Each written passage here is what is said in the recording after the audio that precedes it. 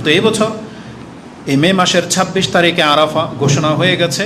আমরা চেষ্টা করব ২৬ তারিখেই সিয়াম রাখতে। তবে যারা ২৭ তারিখ রাখবে আমরা তাদেরকে ভুল বলি না, কারণ এই অধিকার আমাদের নাই। আল্লাহ আমাদেরকে তৌফিক দান করুন। এই দিনে আমাদের জন্য আরেকটি কাজ হলো ফজরের সালাতের পর থেকে ৫ ওয়াক্ত সালাতের পর তাকবীর পাঠ করা। এ সম্পর্কে রাসূলুল্লাহ সাল্লাল্লাহু আলাইহি ওয়াসাল্লাম থেকে স্পষ্ট কোনো হাদিস বর্ণিত হয়নি। তবে বিশিষ্ট সাহাবায়ে কেরামদের মাঝে যেমন আলী, আব্দুল্লাহ ইবনে আব্বাস রাদিয়াল্লাহু তাআলা আনহুম আজমাইন, তাদের কাছ থেকে কিছু আসার পাওয়া যায়।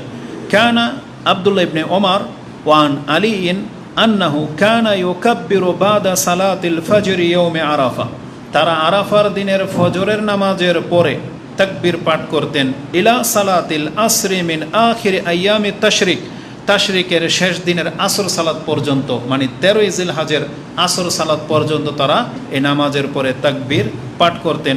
এটা মুসান্নাফ ইবনে আবি শাইবা তিনি তার কিতাবের মধ্যে ৫৬৩৩ এবং ৫৬৩১ এবং ৩৩ উল্লেখ করেছেন। এবং তাদের তাকবীরগুলো কেমন হতো, তারা ৩ বার বলতেন আল্লাহু আকবার, আল্লাহু আকবার, আল্লাহু আকবার, লা ইলাহা ইল্লাল্লাহু, আল্লাহু আকবার, আল্লাহু আকবার, ওয়ালিল্লাহিল হামদ। যদিও আমাদের দেশে আমরা ২ বার বলি। ইবনে মুসান্নাফ ইবনে আবি শাইবাতে আব্দুল্লাহ ইবনে মাসউদ রাদিয়াল্লাহু তাআলা আনহু থেকে ২ বারের উক্তি আছে, সেই জন্য তারা এটাকে বেশি প্রাধান্য দিয়েছে। তবে এর পাশাপাশি হাদিসগুলো এসেছে, সেখানে ৩ বারের কথা রয়েছে। যেমনটা এই বর্ণনাতে রয়েছে, আলী, আব্দুল্লাহ ইবনে ওমর তারা ৩ বার করে বলতেন।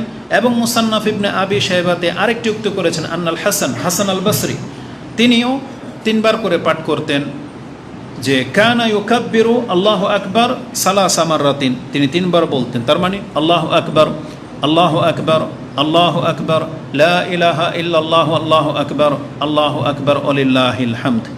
এটা মানে সুন্নতে সাহাবা বলা চলে। তবে এই জিনিসটাকে আমাদের দেশে মাইকে ঘোষণা করা হয় এবং এমনভাবে তালকিন করা হয় মনে হচ্ছে যে কোনো ফরজ বিধান, যে নামাজের পরে যদি কারো ছুটে যায় মনে হচ্ছে মহাপাপ হয়ে যাবে। এমনভাবে তারা মাইকে বলে এবং মাইকে বলতে থাকে মহিলাদেরকে যে যারা ঘরে আছেন তারা ৫ ওয়াক্ত নামাজের পরে এইভাবে তাকবীর পাঠ করবেন। মূলত এটা সুন্নাহ হিসাবে নেওয়া যেতে পারে, যদিও রাসূলুল্লাহ সাল্লাল্লাহু আলাইহি ওয়াসাল্লাম থেকে স্পষ্ট প্রমাণিত নয়। তবে সাহাবায়ে কেরাম থেকে যেহেতু প্রমাণিত, তার এটা একটা আমল। কিন্তু এটাকে এত বেশি গুরুত্ব দেওয়া যাবে না যে ভয় ধরিয়ে দেয়, এমনভাবে তারা ব্যক্ত করে, এটা মোটেও উচিত নয়। তাহলে আমরা এই তাকবীরগুলো পাঠ করব, এটা হচ্ছে সালাতের সাথে খাস। আর এমনিতে সারাদিন অবশ্যই আমাদেরকে আল্লাহ সুবহানাহু ওয়া তাআলার জিকিরে কাটাতে হবে, কারণ এই হজের দিনগুলোতে জিকিরের মর্যাদা এমন। আপনি সূরা বাকারা পড়েন, তাতে দেখেন ওখানে জিকিরকে আল্লাহ সুবহানাহু ওয়া তাআলা সবচেয়ে বেশি প্রাধান্য দিয়েছে। যেমন একটা আয়াতে আল্লাহ এটা বলেছেন, ফাইজা কাদাইতুম মানাসিকাকুম ফাযকুরুল্লাহা কাযিকরিকুম আবাআকুম আও আশাদ্দা যিকরা, তোমরা হজ পূর্ণ হয়ে যাওয়ার পর, তার মানে এই মিনার ৩ দিন, এই আইয়ামে তাশরিক, আল্লাহ বলেছেন তোমরা আল্লাহকে অধিক মাত্রায় স্মরণ করো, অধিক মাত্রায়, এখানে আর কারো স্মরণ চলবে না। তাহলে এইভাবে জিকিরকে প্রাধান্য দেওয়া হয়েছে। লা ইলাহা ইল্লাল্লাহু ওয়াহদাহু লা শারীকা লাহু লাহুল মুলকু ওয়া লাহুল হামদু ওয়া হুয়া আলা কুল্লি শাইইন কাদির। দেখেন এই দোয়াতে কিছু চাওয়া হয় নাই, কিন্তু এটাকে দোয়া বলা হয়েছে। আপনি কিছুই চাননি আল্লাহর কাছে, শুধু আল্লাহর প্রশংসা করবেন। কিন্তু রাসূল সাল্লাল্লাহু আলাইহি ওয়াসাল্লাম বলেছেন এটা হচ্ছে উত্তম দোয়া। তার মানে এর বদলায় আপনাকে কিছু চাইতে হবে না, আল্লাহ সুবহানাহু ওয়া তাআলা এর বিনিময়ে যা দেয়ার তিনি দিবেন। যেমন ইউনুস আলাইহিস সালাম, তিনি যখন মাছের পেটে ছিলেন তখন তিনি কিন্তু আল্লাহকে বলেন যে আল্লাহ আমাকে নাজাত দেন, তিনি শুধু আল্লাহর প্রশংসা করে ছেড়ে দিয়েছেন যে সুবহানাক লা ইলাহা ইল্লা আনতা সুবহানাকা ইন্নী কুনতু মিনাজ জালিমিন, আল্লাহ আমি জুলুম করেছি আর তুমি পবিত্র, তুমি ছাড়া সত্য কোনো ইলাহা নাই।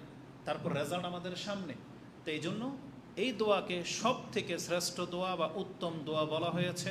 এটা আরাফার ময়দানে যারা আছেন, আপনাদের আত্মীয় স্বজন যারা হজে গেছেন, আমাদের বক্তব্যের মাধ্যমে তাদের কাছে পৌঁছে যাবে, তারা যেন সব থেকে বেশি এই দোয়াটি করে। এবং আমরাও আমাদের অঞ্চল থেকে আমরা আরাফার দিনে সব থেকে বেশি এই দোয়াটাই করব। আল্লাহ যেন আমাদেরকে তৌফিক দান করে। দ্বিতীয় আমল হচ্ছে, যারা হজের ময়দানে পৌঁছে গেছেন তারা তো সব থেকে উত্তম ইবাদতে লিপ্ত।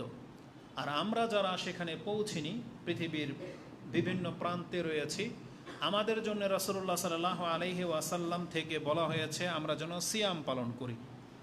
সেই দিনের সিয়াম সম্পর্কে সেই হাদিসও আমাদের প্রত্যেকেরই জানা। ইমাম মুসলিম সেই হাদিস কোট করেছেন, আনাবি কাতাদাতা ক্বালা ক্বালা রাসূলুল্লাহ সাল্লাল্লাহু আলাইহি ওয়াসাল্লাম সিয়ামু ইয়াউমি আরাফা আহতাসিবু আলাল্লাহি আইয়ুকাফিরা সানাতাল্লাতি ক্বাবলা ওয়া সানাতাল্লাতি বাদা।